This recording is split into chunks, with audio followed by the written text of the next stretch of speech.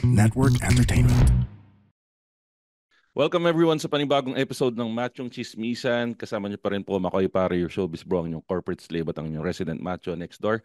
At kasama ko sa episode na to ang mga host ng Fanboy Chronicles podcast. Kasama natin si Alex, si Aren, saka si Gab. Alex, Allen, Gab, salamat sa pagsama sa akin sa episode na to. Yun. Thank you, Makoy, sa pag-invite sa amin. Think ito yung first time namin na mag-guest. Maraming salamat sa Machong Chismisan. Pero quick fact lang. Nag-guest kasi ako a few weeks ago doon sa podcast nila na Fanboy Chronicles. And Alex, tama, di ba? Doon sa pinag-usapan natin doon sa episode na yon, kung maraming mag-like doon sa guesting ko, i-guest ko kayo. Kaya tulad doon promise ko, gines ko yung buong episode ng Fanboy Chronicles. Kaya lang, nung episode natin na yun, Alex, inindiyan tayo nung dalawan to, si Aren, saka si Gab. Yung isa may problema sa misis, yung isa may problema sa pag-aaral. Ano bang ginawa mong kasalanan? Sino ba? Si Gab ba yung may problema sa misis? Siguro unahin natin yung Unahin natin yung may problema muna sa yung tumutulong sa mga nag-aaral para makapag-explain sila. Ihuli natin yung may problema sa misis. Sige, para mas makilala ng konti ng mga tao yung mga kasama natin. So, sino yung tumutulong sa pag-aaral? Ano ba mga tinutulungan nito? Baka puro babae yung tinutulungan nito. Hindi naman. Hindi. Sa po kasi akong vet. Sa mga nakikinig mo ng Machong Chismisan sa akong veterinarian. Okay. So, may mga... Kasi malapit na po ang exam ng licensure examination. Okay. So, kinukuha po ako minsan na reviewer. So, nagkataon po nung recording ay nagre-ready ako para sa isang lecture. So, hindi ako nakasama.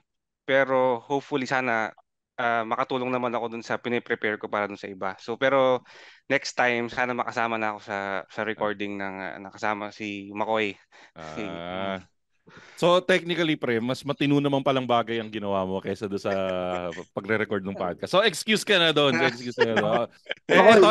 Ano yun, Lex? Excuse. Gusto naming ipagmalaki na tong si Gab, Doc Gab, top notcher yan sa board. Kaya nakasama sa mga nagre-review. So hindi ka bagay dito sa podcast na to kasi matalino ka. Anyway, so sige, para mabilis na pasada. Si Aren. Ito po short sleeve pa. Anong problema? Anong kalokohan ng ginawa mo sa asawa mo para suyuin mo siya doon? And wala naman kaso may time kasi nakaset kasi kami na tuwing Friday, date night namin. Meron ng recording na prior to that na napagalitan niya ako kasi nag-record kami ng Friday. Kaya may strike ko ako kaya. Excuse naman pala kasi basta ako firm believer ako, Alex, Aren sa Gab, na pag misis ang usapan, hindi dapat pinaglalaruan ng puso ng mga asawa natin. Agree ba tayo diyan, Aren sa Gab, na hindi natin pinaglalaruan yung misis natin? Ako wala po akong misis eh. Pero believer ako diyan, believer pa. Pero ikaw, Alex, believer ka ba na dapat di pinaglalaruan yung mga puso ng mga babae, puso ng mga misis natin? Actually, pinagawan ko ng mag yung asawa ko no? Mrs. is always right. Kaya, kung agree kayo na hindi dapat pinaglalaruan yung mga puso ng mga babae at puso ng mga misis natin, pag-usapan na lang natin yung mga dapat na talagang pinaglalaruan. Ang dapat na pinaglalaruan ay laruan. Laruan. Laruan. Alam mo nyo, pre, medyo tumatanda na talaga ako. Medyo nagre-reminisce talaga ako lately. Kaya karamihan ng topic sa Machong Chismisan puro pagre-reminisce kadalasan eh. Kaya naalala ko noong isang beses, nagpunta ako dito sa labas. May mga bata dito sa amin. Kasi sa probinsya ako, pare-pares tayo, mga province boy tayo eh. Para sa mga nakikinig, mga anong province nyo ulit? Nueva Ecija. So kung tingin nyo probinsya na ako, mas probinsya tong mga to. Buti may kuryente sa inyo. Actually, Makoy, kanina kinakabahan ako kasi nawalan ng kuryente ng 7 a.m. to 8:30. Kakaroon lang, kinakabahan na ako, nire-ready ko na yung cellphone ko na i-hotspot sa laptop, gano'n eh. Pero sinong provider nyo? Meralco pa rin ba? Hindi na. Cooperative. Cooperatives na. Putay na yan ang isang palatandaan na nasa probinsya. Kooperatiba ang nagsusupply ng kuryente sa inyo eh. Tubig nyo, sino nagsusupply ng tubig sa inyo? Ako na dito, bilyar. Bilyar pa rin, Waters. bilyar. Prime Prime water. water. Bago lang. Oh. Dati poso. Okay. Kasi sa akin, prime water, mabula yung tubig namin dito eh. Pero yun nga, babalik ko doon sa kwento ko. Nagpunta ako dito, nakita ko yung mga bata sa labas, mga provincial boys and girls na naglalaro ng tumbang preso. Na tatanda ako, for the longest time, tumira din naman kasi ako sa Manila, laking Manila ako. Lalo na nung bago mag-pandemic. Karamihan ng mga bata doon, puro cellphone. Diyan ba sa Nueva, nakikita nyo pa rin na naglalaro yung mga bata sa labas o puro cellphone-cellphonean na rin dyan sa Nueva? Feeling ko wala na eh. Bihira na yung makikita mo talagang sabi natin naglalaro ng tumbang preso, luksong baka. Meron akong nadadaanan na talagang yun, bukid. Bukid.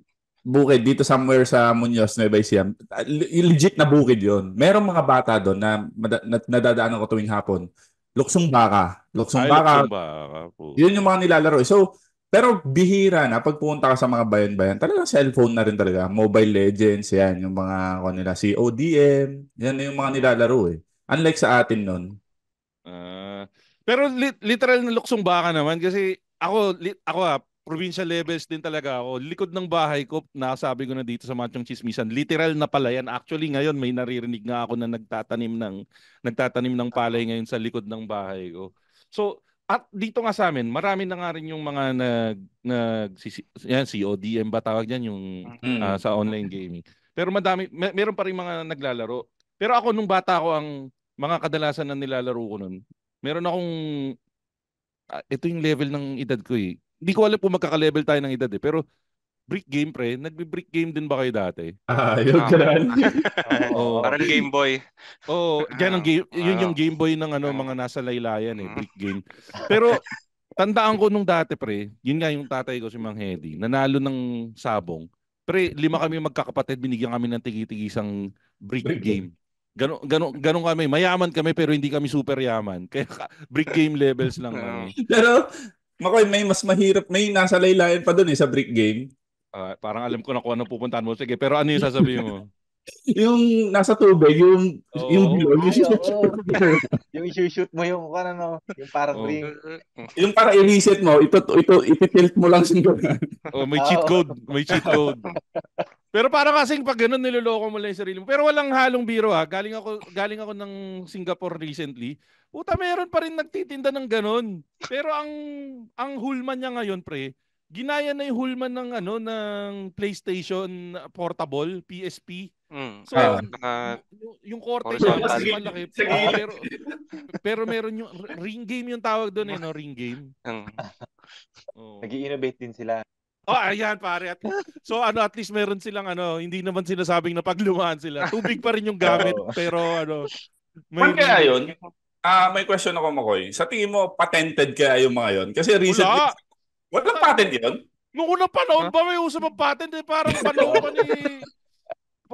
panahon pa ng mga unang tao, di pa uso patent noon, pre. Wala pa nga yatang papel. Ginagawa na yung tubig. Pero ang suggestion ko dyan, yung innovation dyan, siguro maganda dyan, lagyan nila ng backlight or something para tapos siguro para mas maging modern siya, lagyan nila ng blower sa isang part para mas mahirap pumasok yung ring.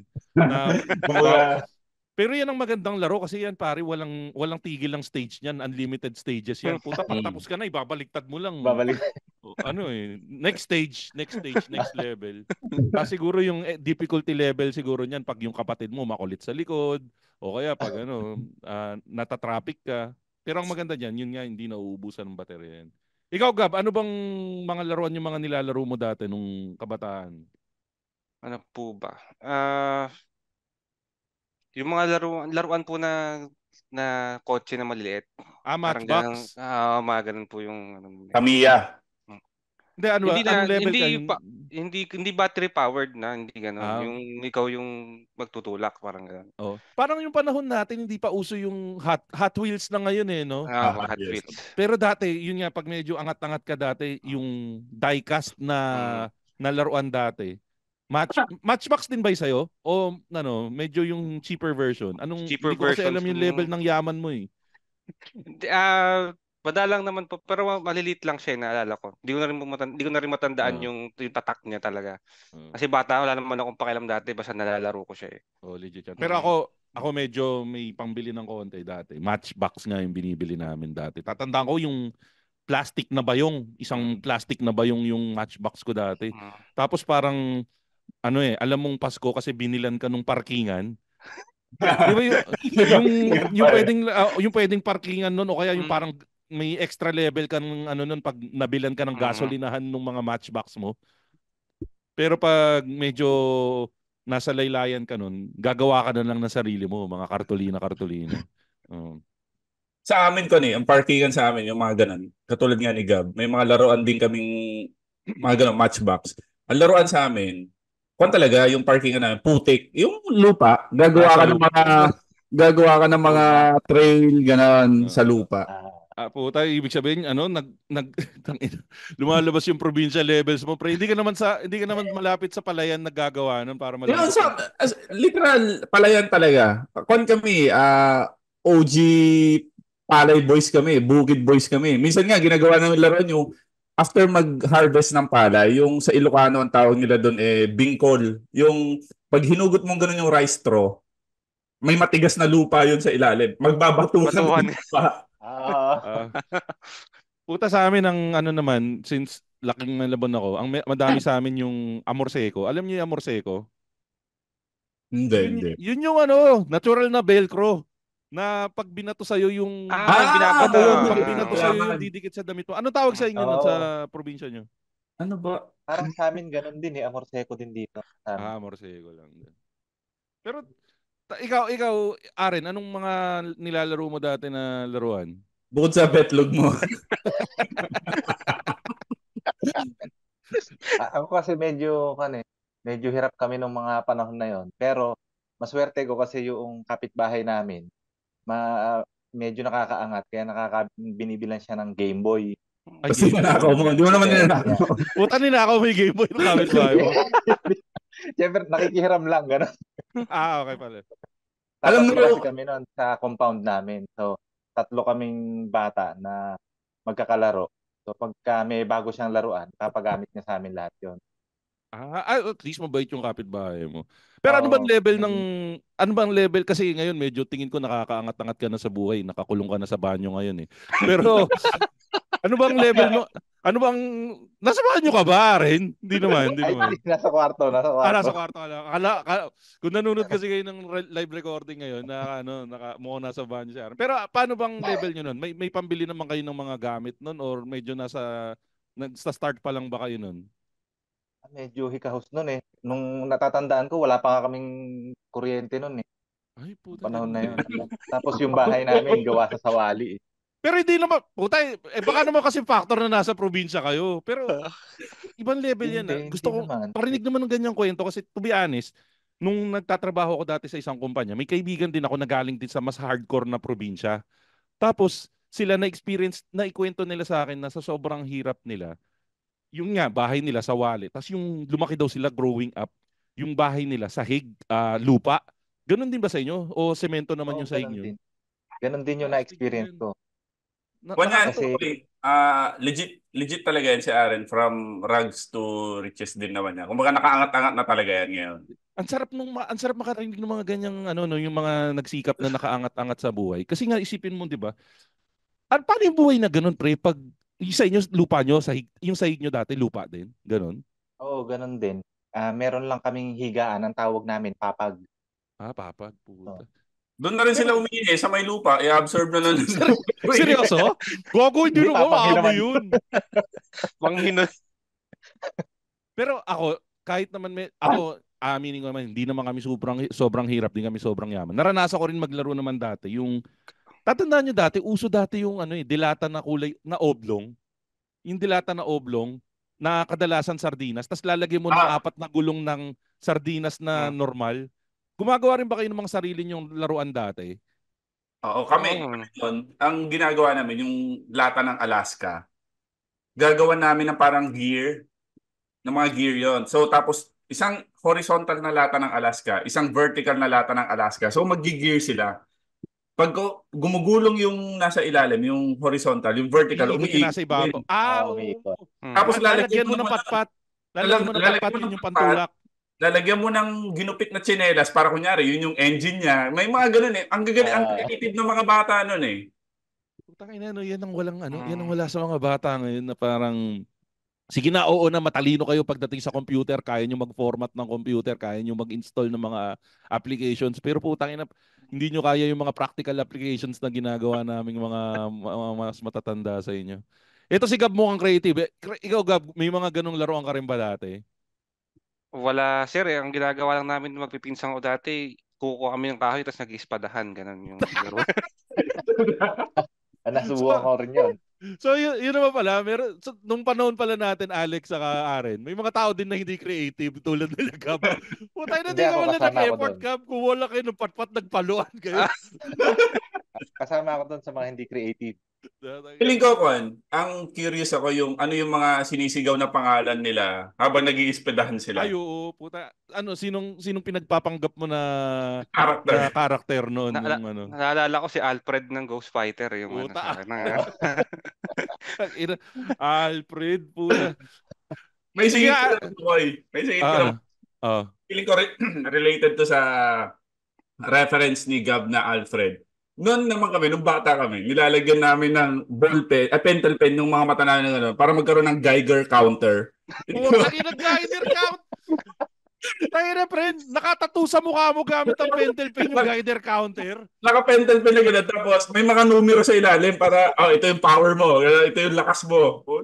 Tangina doon, napapatunayan na hindi kayo masyado mahal ng mga tao sa paligid. Wala nagsabi sa inyo na mukha kayong tanga nun. Puta, Yun yung maganda nun. Yung statistics naka-pentel pen din sa mukha mo. Puta, pero mukha kaming tanga sa Malabon, pero hindi kami ganyan kakatanga sa Nueva. Feeling ko, yun yung pinakamaganda sa childhood natin. Mukha man tayong tanga, pero masaya. Hindi, pare. Huwag mo itamay kaming lahat. Hindi kami nagtatato ng Geiger counter sa mukha namin. Tapos ang pinakamaganda doon, pag mas puno yung numero ng mata mo, mas mukha kang tanga. Gago, merong isang matanda na nagturo sa inyo nun eh. Sabi, tangina, wala akong magawa. Nandito ako sa probinsya. O kaya galing ng ibang lugar. Pagtripan ko kaya mga bata. Alex, kita mo yung pentel pen? Lagyan mo ng Geiger counter yung mga tropa mo para mukha kayong tanga. Mas madami, mas maganda. Tapos kanyo, i-colorate, ko na rin, isasama ko na rin yung, kasi pentel pen na rin. Yung mga dragon ni Reka. Ano mga dragon? Ni Reka. Kasi si Reka, may mga dragon siya eh. Nakapatok sa braso niya. Nagtatatok kayo ng Flame of Reka na ano. Tapos tatawagin mo yung mga dragon niya. Ikaw pa si Muno niyan, ikaw. O si Aren. Hindi naman. Yung ibang tropa. Sige, tatanungin kita ngayon. Pag iniisip mo yan, nakita mo yung anak mo na ganyan, mapagalitan mo yung anak mo? Una, pagtatawanan ko muna. Sa huli na lang siguro ako magagalit. Parang gano'n.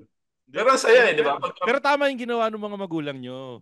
Hindi kayo pinigilan. Kasi ngayon, pag binalikan nyo ngayon yan, tinatawanan nyo ngayon yung mga sarili nyo sa kagaguhan.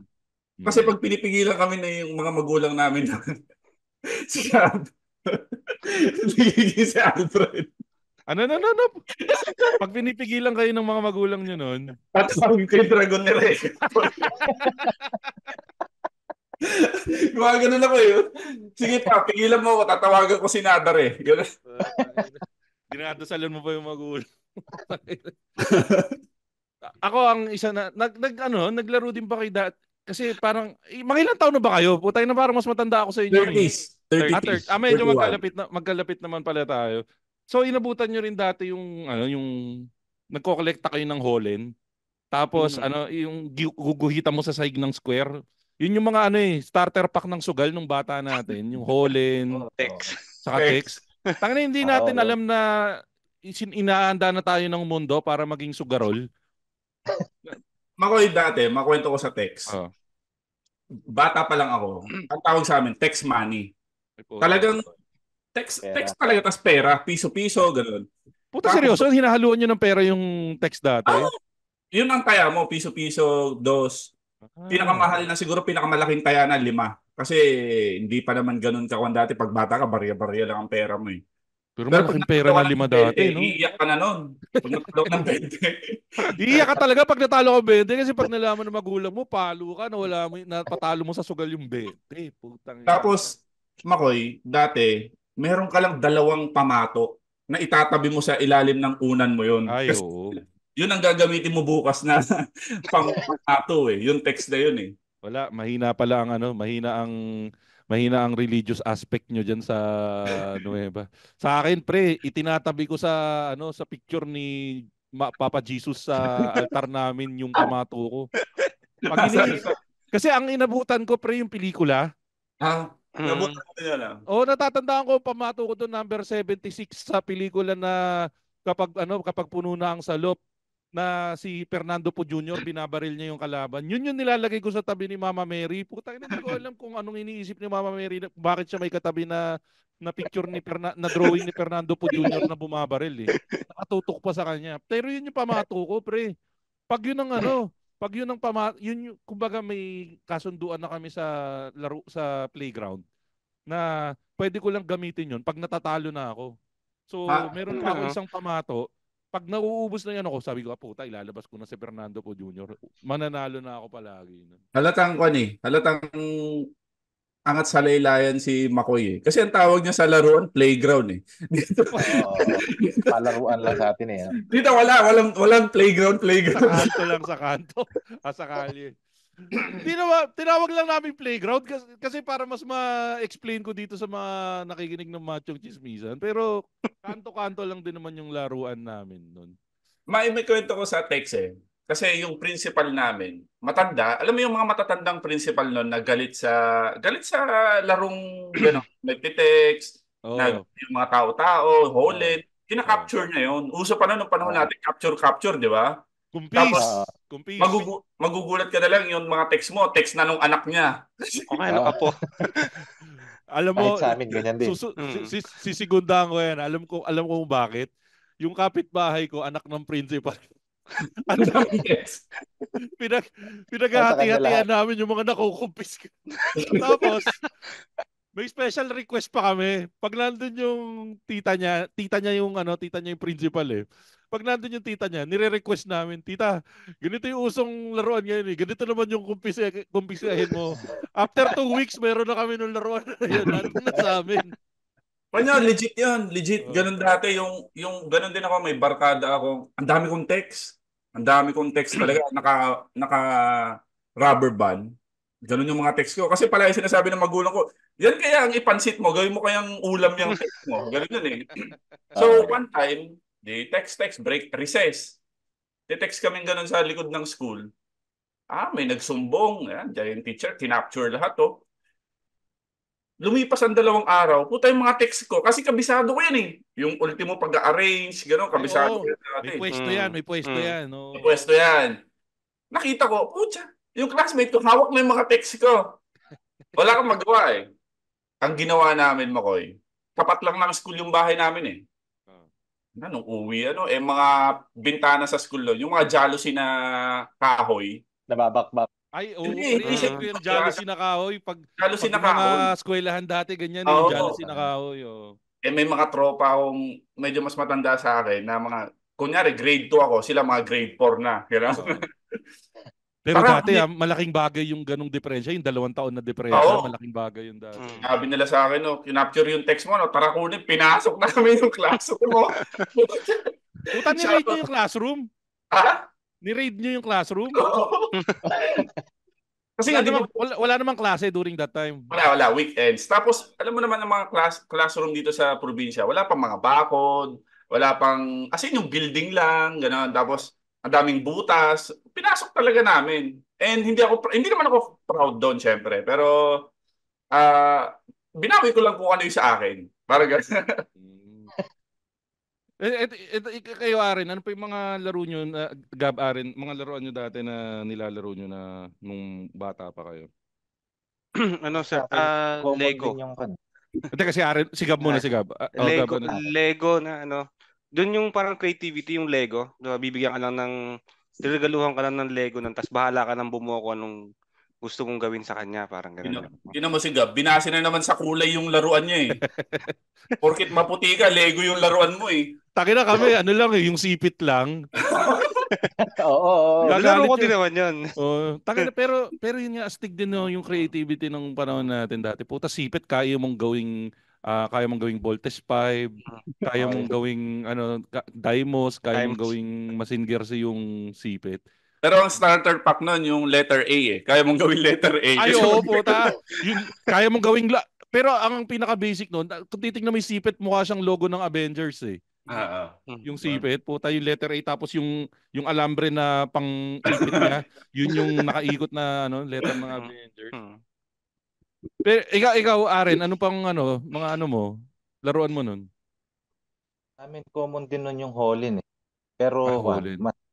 mas natatandaan ko yung mga gagamba kasi Ay, yung puta, gagamba. yung classmate ko noon, masipag siya manghuli ng gagamba. Tapos pagka lunch kasi hindi siya nagbabaon, so wala siyang pagkain, sinesharean ko siya. Tapos binibigyan naman niya ako ng mga gagamba. Yung gagamba ko naman. Akala ko sasabihin mo pag lunch kasi wala siyang baon, kinakain niya yung gagamba. Buti tinapos mo yung kwento mo, pre. Pero ang nangyari, bibigyan mo siya ng baon. Ano ba baon mo noon? Pera o pagkain? Pagkain. Pagkain, tapos sinesharean mo. Ang kapalit ng pagkain, gagamba. Oo. Tapos yung gagamba naman, binebenta ko naman. Scammer ka, pre! Bakit di mo na lang pinabayaan yung kaklase mo na magbenta ng gagamba o kaya binili mo na lang sa kanya yung gagamba? Puta, binenta mo pa yung hiningi mong gagamba sa kanya. Hi guys, we are the Eavesdrop Podcast. My name is Francesca. My name is Jelly. This is Delamar. This is Jude. What's up? Yeah, and we are inviting you to check us out, your fellow TPN podcast. And if you want to learn more about life, what's happening around us, you want to know about love, healing, this is the podcast you should be listening to. Eavesdrop, eavesdrop, eavesdrop, eavesdrop. Sometimes we get drunk and do the show. Those are the fun ones. Like today. Ooh, why? Who's drunk? Like right now. You're red as a bug. Am I? Eavesdrop, please catch it. 4 hosts going crazy. You'll have fun. You'll cry. Everything else. So please check it out. The Eavesdrop. Only on the Pod Network. Ikaw, Toy, dati, naglalaro ka rin bang gagamba? Kasi sa amin, may kwento ko lang sa gagamba. Kung saan mo natagpuan yung gagamba, yung itatawag mo. Ay, puta, ganon? Oo, kunwari, nakita mo siya sa saging, yung dried saging, yung limbs ng saging. Ay, gagambang saging to. Gano'n, malakas to. Gano'n yun. Pag nakita mo siya sa ampalaya, ay, gagambang ampalaya to. Ang exception doon, yung pag merong spot sa likod, yung black. Yun ang medyo, pucha, rare, gano'n. Eh di yung tawag pala sa amin, gagambang manong, kasi kay manong namin binili yung gagamba eh. Kasi sa amin dati, pre, may vendor. May vendor sa labas ng school namin na manong. Tapos, imagine niyo guys yung, paano ba i-explain? yung lalagyan ng sigarilyo nung nagbebenta ng Yossi. Yung nakarim.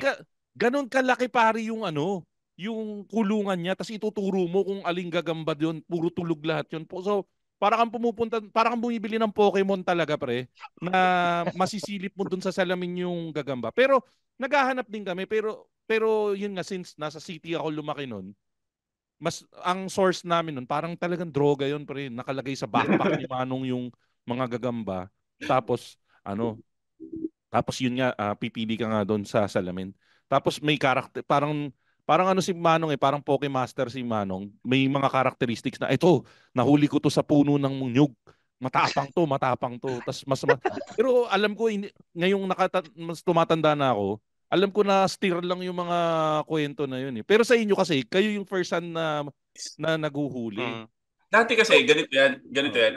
Ang oras ng hulihan dito sa probinsya is dapit hapon. Yung magsasalubong ang sunset saka paggabi na. Alam mo yung maliwanag, alam mo yung pag ang TV na ba o lampas ng ang TV? Oo, mga ganun na. Pag nagda-That's Entertainment na. Hindi na, late na masyado yung That's Entertainment eh. Late na. So umaabot ka pa sa That's Entertainment pagkatapos mo manghuli ng Oo, kasi gagamba. doon pa lang sila gumagawa ng bahay. Kasi okay. doon sila gumagawa ng web. Doon mo naman sila uhulihin ngayon. So, kunwari, magkatabi yung puno ng papaya saka puno ng saging. Kung saan mas madaming web, doon siya nakakategorize. So, mas madami yung web niya sa papaya. So, gagambang papaya to. Ganun dati eh. Tapos yun nga, gaya nung kay Manong mo, hindi ko Manong, may tagahuli lang din yan eh. Nakakategorize yung galing ng gagamba kung saan mo siya nahuli. Pero kayo ginugutom nyo rin ba? Oo, para matapang talaga yan. Tapos paglabas hindi pinakain nila. Paglabas sa posporo putang Patay na. Hindi pinainom ni Alex. Pare, 3 araw ko di pinakain to gagamba. Galit na galit. Okay, anong pinapainom mo? Kasi sa amin, pag sinabing gugutumin mo, papainumin mo lang. Hindi. Sa amin wala lahat. Sa amin kaya. Dura. Pero sa amin, ang pinapakain namin sa gagamba dati, manghuhuli kami langaw. Tapos ilalagay namin dun sa kulungan niya yung langaw kasama doon sa, 'di ba 'di ba kung maramihan, gagawa ka ng kahon, pero pag yung apatan lang, bahay lang ng posporo na i-divide mo parang condominium. I-divide mo ng 4 'yon. Parang tenement lang eh. Pag medyo special, solo niya yung isang posporo. Pero pag medyo starter pack pa lang sila, i-divide mo ng 4 o ng 2 yung bahay ng gagamba. Putang, ngayon lang pumasok sa isip ko yung tenement reference. Sa tenement. Ang pinapakain namin, gagambang bahay. Kaya sabi ko sa mama ko, huwag ka muna mag-argue kasi papakain namin. Yung gagambang bahay, yun yung daddy long legs sa US, no? Yung mahahaba yung paa. Pero meron yung mga kulay gray. Yung as in, mukha silang mga gagambang panlaban, pero kulay gray sila, na maliliit. Siguro yun yung mga native. Native na gagamba. May katangahan akong ginawa dati. Trinay ko rin yan, yung gagambang bahay. Na madami kami nahuling gagambang bahay kasi nag-spray yung nanay ko. Nag-spray ng Baygon. Kaya lang, nung pinakain ko doon sa gagamba, namatay yung gagamba. Kasi yung particles ng Baygon nandun pa yata. Sa loob ay, nga, no, pwede nga nila makuha yung particles ng Baygon. Patay yung 4 na panglaban ko nun. Ito, Makoy. Meron din kaming ginawa nun, yung gagambang hari ang tawag eh. Yung sa may yung mangga. gagambang hari? Yung malaki. Common siya sa... yung lumalabas pag tumatay ka? Yun ba yung gagambang hari? Hindi, may pa-X ata sa web yun, di ba? Yung gagambang hari. Yung talaga malaki, napakain namin. Kaso mas malaki, yung gagamba ko yung kinain. Pero speaking of gagamba, alam nyo nga ba, kilala nyo ba yun yung gagamba... Gagambang tae din ba yung tawag nyo doon? Yung gagamba na lumalabas sa banyo, yung kulay brown na mahaba yung paa. Technically mabait naman siya eh. Kaya lang puta yung itsura niya kasi pang horror films. Yun nga madalas siya lumabas sa CR, tapos yun nga pag tumatay ka, mako-corner ka na hindi mo na alam kung paano ka lalabas. Meron din sa Nueva nun? Meron. Madalas magkakagulatan kayo nun eh. Pero gagambang tayo din tawag nyo doon o hindi? Anong tawag nyo doon?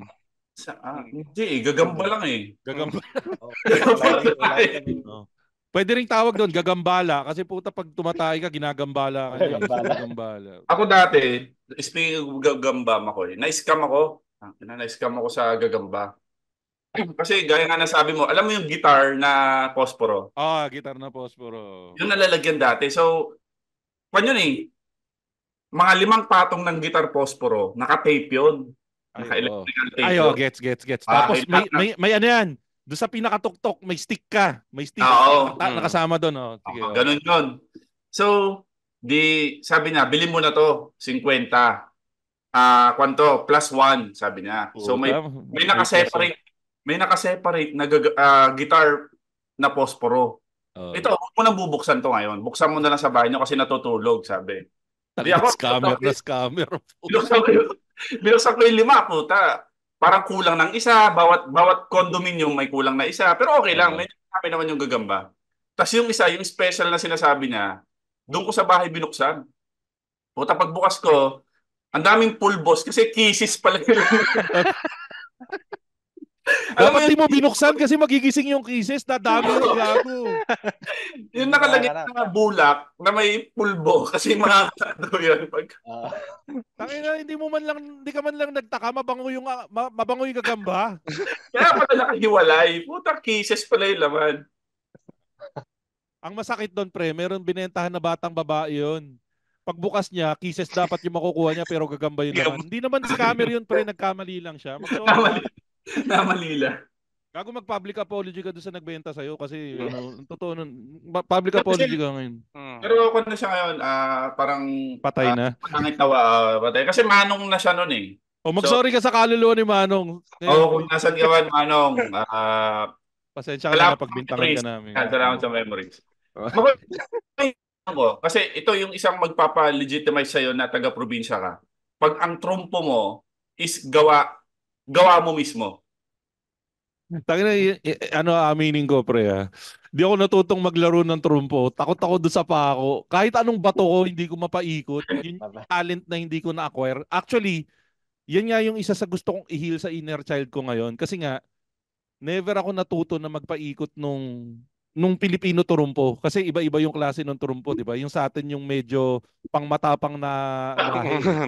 Kasi yung iba pare pang-pusi yun eh. Yung nakita ko yung turumpo sa India, sa US, yung turumpo nila walang talim. Hindi talim, hindi matalim. Yung sa atin yung may posibilidad na bumaon sa mata mo pag ibinato. Kasi ng mga bata, ang objective mo pag naglaro ka ng trumpo is wasakin yung trumpo ng kaibigan. Exactly. So, ngayon, nagsa-search din ako sa Lazada ngayon ng trumpo. Aaralin ko yung pagbato nung legit na trumpo. Pero kayo, yun nga, gumagawa kayo ng sarili yung trumpo. Paano yung kahoy nun? Ganito yan. Kunyari, sanga ng bayabas. Ang sanga kasi ng bayabas, medyo maganda siya na, alam mo yung pabilog siya, medyo perfectly cylindrical siya eh, parang gano'n. So kukunin mo yun, tatabas-tabasin mo yun, unti-unti. Tatabas-tabasin mo hanggang sa maging korting trumpo, tsaka mo lalagyan ng pako. Ngayon, pag tamad na tamad ka, ang kunin mo yung buwan ng bayabas. Nagawa ko yan, yung buwan ng bayabas. Ilagay mo ng pako. Kaya alam po, pag bunga ng bayabas, magdi-disintegrate yun. Hindi, may mga matitibay tapos umiikot yun. Okay. Tapos may magaling. Sundalo na siya ngayon. Shout out sa pinsan ko kay Simo. Ang pangalan si Simo eh.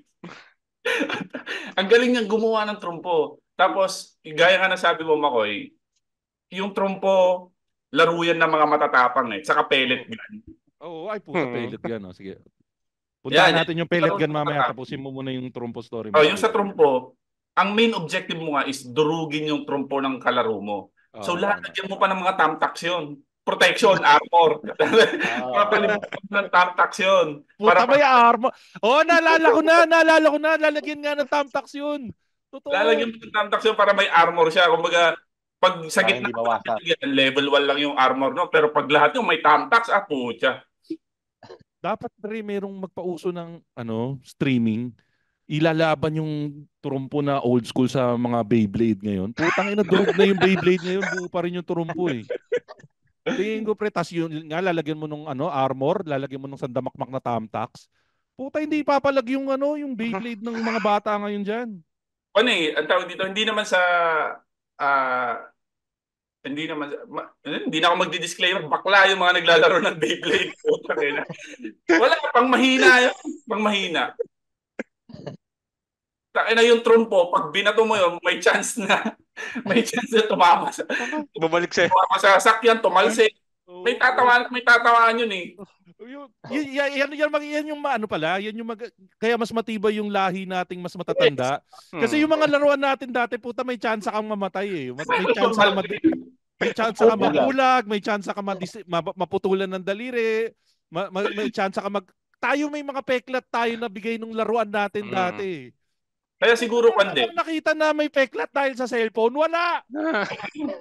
Kaya siguro, Makoy, di ba palagi nila sinasabi na matitibay ang mga batang 90s, 80s? Kasi yung childhood na laro rin natin nun, talagang tag life. Puta, yung pellet gun, di ba? Oy, yan yung pellet gun, puta, dati. Tatandaan ko dati kami, nauso yung pellet gun sa amin. Panahon ng sumabog yung pinatubo. So, may imagine mo, ang saya-saya namin noon, naglalaro kami ng pellet gun, nagliliparan yung mga ashball. So, feeling namin nasa pelikula kami ni Fernando Po Jr. Tapos, nakaano pa kami, nakasuot kami ng shades. Kasi nga, matatamaan ka ng pellet o kaya matatalsikan ka ng ashball. Tapos, nakabandana pa kami. Puta pre, saka naka-jacket kami. Barilan to the max kami ng pellet gun noon. Tapos habang umuusok ng ashball, ganun ka hardcore yung scenery namin. So walang panama yung Counter-Strike sa amin dati kasi meron kami yung smoke bomb. Meron kami sariling smoke bomb yung hindi smoke bomb tawag doon sa Counter-Strike smoke bomb nga? Parang ganoon. Hindi, yung umuusok sa Counter-Strike. Anong tawag doon? Siga. Siga. May siga din tayo, di ba? Kasi kami ng Molotov Molotov kami nun Molotov. Pero yun, speaking of Molotov, yung panahon natin, pre, tayo pa yung panahon na nakakapaglaro tayo ng mga hardcore na paputok. Lalo na kayo, malapit-lapit kayo sa Bulacan. Alam mo yung pillbox? Pamilyar ka ba sa word ng pillbox? Oo, putang ina yung mga tira-tirang pulbura, lalagyan mo ng kung ano-ano. Pero kami dati, pre, buhangin. Nag-starter pack kami. Watusi starter pack kami noon. Dahil medyo angat kami sa kukuha ako sa tindahan namin. Pre, kasi pag bumili yung tindahan namin dati, may sari-sari store kami. Bumili kami ng kahon-kahon na watusi para ibenta sa kabataan. So ako, legit na pwede akong kumuha doon. Kasi, pre, ganito ako kayaman dati, pre. Yung isang kahon ng watusi, huhubaran ko lahat yun. Kasi di ba naka-individually wrap yun? Na parang isang balot ng foil, mga 10 watusi. Lahat yun hubaran ko. Tapos sisindihan ko yun sabay-sabay. Ganun ako magtindi ng mag-flex na mayaman kami na puta, ang dami kong watusi. Isang sindihan lang tong watusi na to. Paano lang mag-flex ng yung matapang mong kaibigan ng watusi, yung inaalog. Alam mo oo, pre. Puta, pre. Ginagawa ko rin ilalagay mo yung watusi sa mas mahaba yung watusi, mas matibay kasi ang tagal mong alogin. Dadasalan mo lang sa gitna ng kamay mo pumutok para hindi tamaan yung kamay mo. Yung tropa ko, pasmado. Dumikit sa... Di ba sinindihan niya ginaganon sa pader yun Oo. Ini-scratch sa pader yun Di pagka-scratch niya gano'n, nilagay niya sa palad niya, inalog-alog niya gano'n. Namamatay. Pagbuka niyang gano'n, di umuusok ng gano'n yung palad. Yung pala, dumikit yung watusi. Kasi pasmado. Yun yung weird sa watusi, Gab, saka Aren, saka Alex. Bakit pag ginasama yung watusi, uusok yun Uusok yung watusi.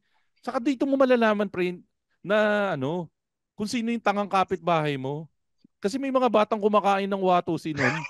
Puta, bakit mo kakainin yung watusi? Kaya tuloy pinagbawal yung watusi. Ang dami tuloy. Wala na. Tapos, kasi may mga batang kumakain ng watusi. Dapat hindi mo kakainin yung watusi, pre. Saka dati, Makoy, yung mga panahon natin, medyo sadista ang mga bata. Kasi ngayon, keyboard warrior lang yung mga bata ngayon Dati, matapang pagwala. Di ba ngayon yung mga keyboard warrior, papatayin kita pag nakita kita, ganon, papakain kita sa papakagat kita sa aso. Dati, kung gaano katapang ang bata noon, pagkakaya mong magtali ng palaka sa kwitis. Mas hardcore pala sa inyo. Kasi sa inyo, tinatali nyo yung palaka sa kwitis. Mas gago pala kayo. Kasi kami naman, yun nga, actually dyan ako pupunta, piniprepare ko na. Kasi di ba may progression yan from watusi, bibili kang 5-star, 3-star, tapos plapla. Nung umabot kami ng plapla, ang ginagawa naman namin, pre, naghahanap naman kami ng patay na palaka. Patay naman yung palaka na hinahanap namin. Saka pre, naranasan ko dati, nilapag ko yung plapla sa ibabaw ng patay na palaka. Doon ko nakita na nawala yung palaka. Nawala yung palaka, pero may parte ng palaka sa damit ko. Nagliparan yung parte ng palaka. Pero putang ina kayo, tinatali nyo yung palaka sa ganito yan. Ang simula niyan, dahil nasabi mo nga 5-star. Dati, ipapasubo mo lang yung 5-star. Sa karag. Sa karag. Ipapasubo mo lahat, tapos hayaan mo siyang tumalon-talon hanggang sa sumabog. Medyo bored na kami. Parang hindi maganda yun. Ang gusto namin, lumilipad yung palaka. So, itali mo sa kwitis. Alam nyo, binigyan nyo ako ng idea na kasi nalulungkot ako na hindi ko nagawa yan. Gusto ko siyang gawin ngayon, kaya lang alam ko na masama siya. Nasa tamang pag-iisip na ako na kawawa naman yung palaka. Pero tuksong-tukso ko ngayon na kumuha ng palaka at itali sa kwitis. Para lang makita ko lang kung ano mangyayari sa kanya. Nararanasan nyo ba na bumabalik sa inyo yung palaka o hindi naman? May nakita kami palaka, medyo may bingot na siya gano'n. Hindi ko yun yung kumain ng 5-star doon. Walang halong biro, Aren. Tempted akong pumili ng kwitis ngayon. Merong tindahan ng kwitis sa amin dito all year round. All year round merong tindang kwitis. Gusto ko itigil tong recording na to ngayon para bumili ng kwitis at maghanap ng palaka. Pero puta, iniisip ko lang hindi tama na itali yung palaka sa kwitis eh. Hulaan ko lang, Alex, ha. Dahil pinayagan kayo ng mga matatanda sa inyo na magguhit ng anong ginuhit nyo sa mukha nyo? Geiger counter. Ay, yung Geiger Yung tao counter. yung nagturo sa inyo na magguhit ng Geiger counter sa mukha nyo, yun din yung taong nagturo sa inyo na itali yung palaka sa ano, no? Siya nga. Tapos Tapos nga yung matanda na yan, sino ba yan? Si Kuya ano ba yan? Si Kuya Manuel. Tangin na Kuya Manuel. Ay, wala na ba si Kuya Manuel? Hindi naman, matanda na. Tangin na nyo, Manong Manuel, yung ginawa nyo sa kabataan nila Alex, Aren, sa kanila Gab. Turuan nyo silang gumuhit ng Geiger counter sa mukha nila sa kanang magtali ng palaka sa kwitis. Pero ito yung one. Ang daming palaka sa heaven ngayon na galit kay Kuya Manuel. Oo, daming palaka. As in talaga. Sinasama pa namin sa Philbox dito dati. Sabi nila, Coca. Tangina, in translation, pakyo ka, Kuya Manuel.